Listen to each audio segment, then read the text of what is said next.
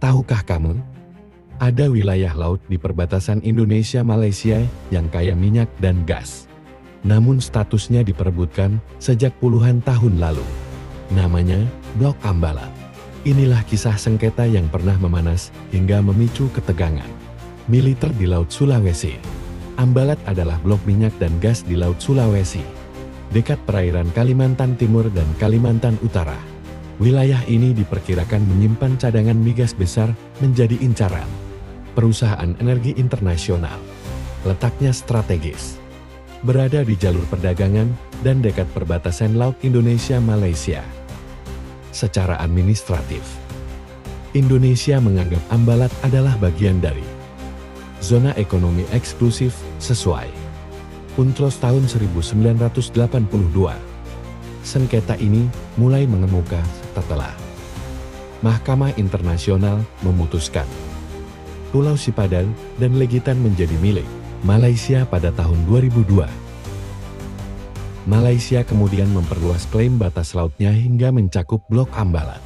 Pada tahun 2005, pemerintah Malaysia bahkan memberi konsesi eksplorasi migas di wilayah itu kepada perusahaan Shell dan Petronas yang memicu protes keras dari Indonesia.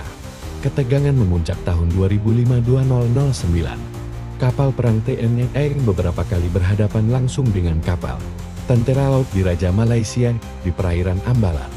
Insiden paling panas terjadi ketika kapal-kapal nyaris saling tabrak.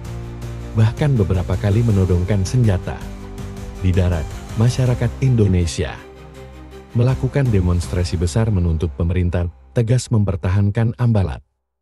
Meski ketegangan militer terus terjadi, kedua negara sepakat menahan diri dan menempuh jalur diplomasi.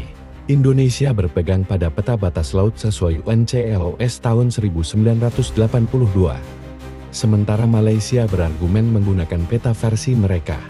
Beberapa kali pertemuan bilateral dilakukan, namun hingga kini belum ada kesepakatan final batas laut di Laut Sulawesi bagian selatan. Sampai hari ini, Ambalat tetap dijaga ketat oleh TNI untuk mencegah pelanggaran wilayah.